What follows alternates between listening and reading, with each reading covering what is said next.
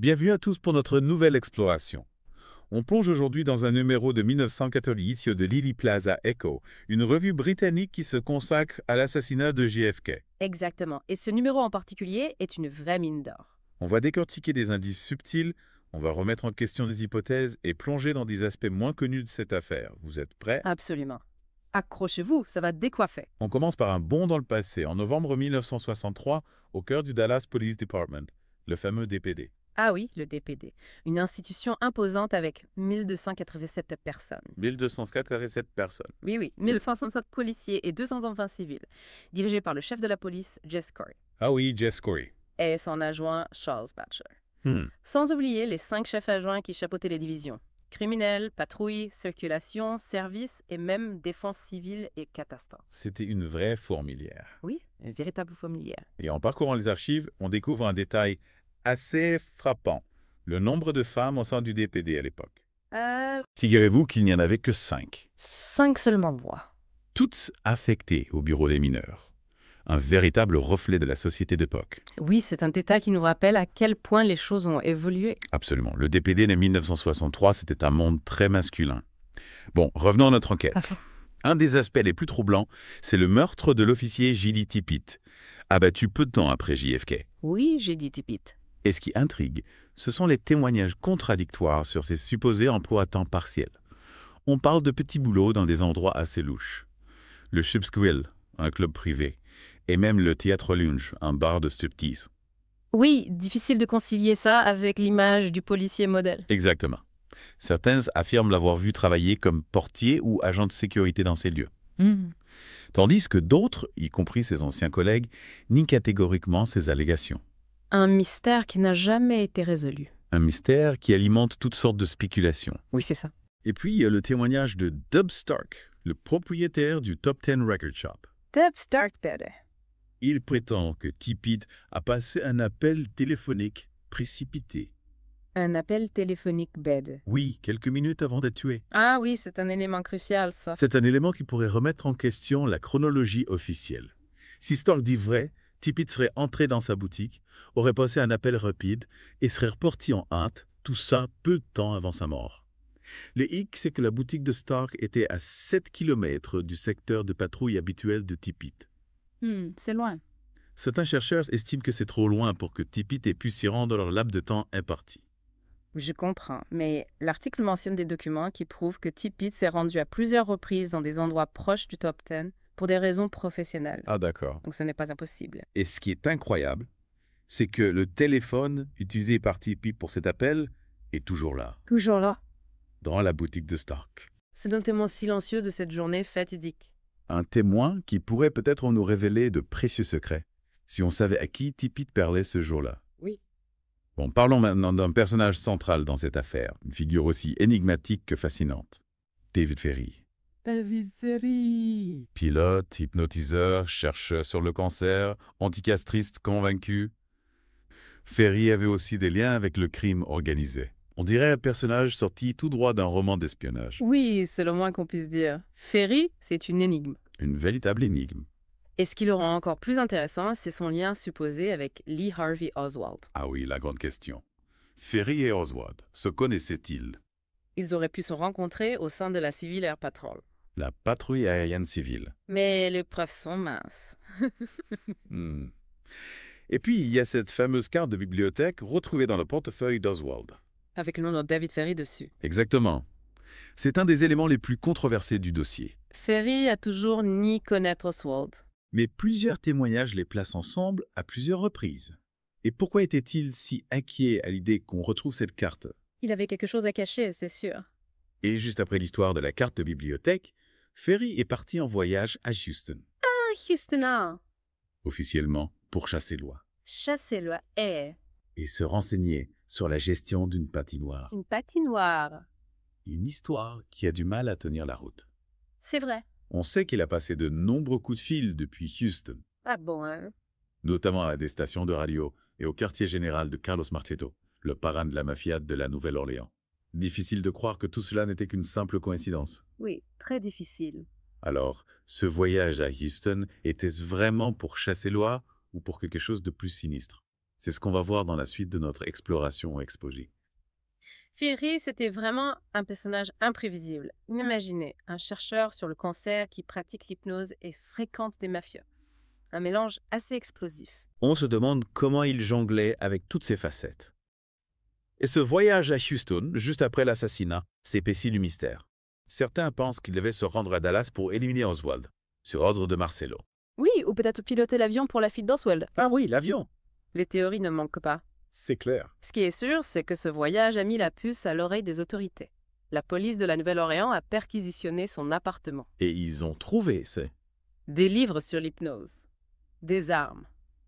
Et même 3 passeports américains vierges. 3 passeports vierges. On dirait qu'il était prêt à disparaître à tout moment. Exactement, tout ça est très suspect. D'autant plus que Jack Martin, un associé de Ferry, a affirmé que ce dernier lui avait avoué avoir participé à un complot pour tuer Kennedy. Il a avoué. Oui, mais il est revenu sur ses déclarations par la suite, affirmant qu'il avait tout inventé. Alors, qu'est-ce qu'on en pense? Difficile de savoir ce qui s'est réellement passé. Avait-il peur pour sa vie? Était-il manipulé? Ou cherchait-il simplement à attirer l'attention? Encore des questions sans réponse. Malheureusement, oui. Et puis, il y a cette histoire de Clay Shaw, ce riche homme d'affaires de la Nouvelle-Orléans, accusé de conspiration par le procureur Jim Garrison. Un procès qui a fait couler beaucoup d'encre. Oui, le procès de Clay Shaw a un épisode à part entière dans cette saga. Le procès de Clay Shaw. Le principal témoin de Garrison, Perry Russo, a affirmé avoir assisté à une réunion entre Ferry, Shaw et Oswald. Une réunion que... Ils auraient discuté de l'assassinat de Kennedy. C'est incroyable, Effa. Oui, mais le témoignage de Russo était truffé d'incohérences. Ah oui. On a même parlé de preuves fabriquées de toutes pièces. Il a changé sa version des faits à plusieurs reprises et il a admis avoir été hypnotisé Hypnotisé, mais à plusieurs reprises par l'équipe de Garrison. ça devient de plus en plus étrange. On se demande ce qui est réel dans cette histoire. C'est tout le problème avec l'affaire JFK. Il y a tellement d'éléments contradictoires, Oui. de témoignages suspects, de théories fumeuses. C'est difficile de s'y retrouver. Difficile de démêler le vrai du faux. Et puis, il y a cette histoire de limousine noire. Une limousine noire. Un témoin a affirmé avoir vu Shaw arriver à un lac en limousine noire, ce qui rappelle l'incident de Clinton en Louisiane, Clinton. où une limousine noire aurait été impliquée dans une opération d'inscription électorale suspecte. Encore un détail obscur qui s'ajoute au puzzle. Oui. Et pour couronner le tout, on accuse Garrison de manipulation de témoins. De manipulation là. 2 détenus affirment qu'un des enquêteurs de Garrison leur aurait proposé de l'argent et de la drogue, en échange de faux témoignages contre Shaw.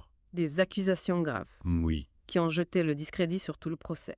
Finalement, Shaw a été acquitté. Acquitté. Mais cette affaire a laissé planer le doute sur son implication. C'est fou, on a l'impression que plus on creuse, plus on découvre de mystères. Une véritable toile d'araignée, où tout semble lié. Exactement. Parlons maintenant d'un aspect crucial de l'enquête. Les preuves médicales et balistiques. Le Dealey Plaza Echo consacre une partie de ce numéro au Dr. John K. Latimer, Le Dr. John K. Latimer. un neurologue de renom.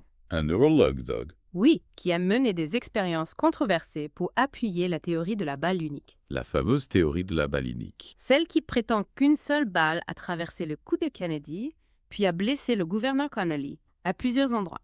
Une théorie qui a toujours divisé les experts. Exactement. Le Dr. Latimer a réalisé des tests de tir sur des carcasses d'animaux Sur des carcasses d'animaux, et des crânes humains des crânes humains. pour essayer de reproduire les blessures de Kennedy et Connally. Ces conclusions ont renforcé la théorie de la balle unique. D'accord. Mais ces méthodes ont été vivement critiquées. Qu'est-ce qu'on lui reproche? On lui reproche de n'avoir envisagé que des scénarios qui confirment la version officielle, sans prendre en compte d'autres possibilités. Certains experts affirment que les blessures de Connally sont incompatibles avec la théorie de la balle unique. Ils estiment qu'il faut au moins 2 balles pour expliquer toutes les blessures. Alors, qui croit ou C'est la grande difficulté de cette affaire. Oui. Il faut analyser chaque élément avec un regard critique, en se méfiant des conclusions hâtives. Le Dealey Plaza Echo nous rappelle qu'il faut toujours se poser des questions. Explorer toutes les pistes, même les plus improbables. Une leçon précieuse. Oui, Pas seulement pour l'affaire JFK, mais pour toute enquête. pour toute recherche de la vérité. Absolument. Et justement, ce numéro du Dealey Plaza Echo nous offre une multitude de pistes à explorer. On y parle de la possibilité d'une deuxième photo, montrant Ferry et Oswald ensemble, Ah oui. d'un incident étrange, impliquant des inscriptions électorales. Encore les inscriptions électorales. Et devinez quoi? Une limousine noire. Encore cette limousine, glisse au Chili. On dirait qu'elle est partout. Elle est partout. On se retrouve donc avec cette image de David Ferry, un personnage trouble, fascinant, au cœur d'un des plus grands mystères du XXe siècle. Ouais, et ce qui est frappant, c'est qu'il est lié à tant de figures clés de l'affaire.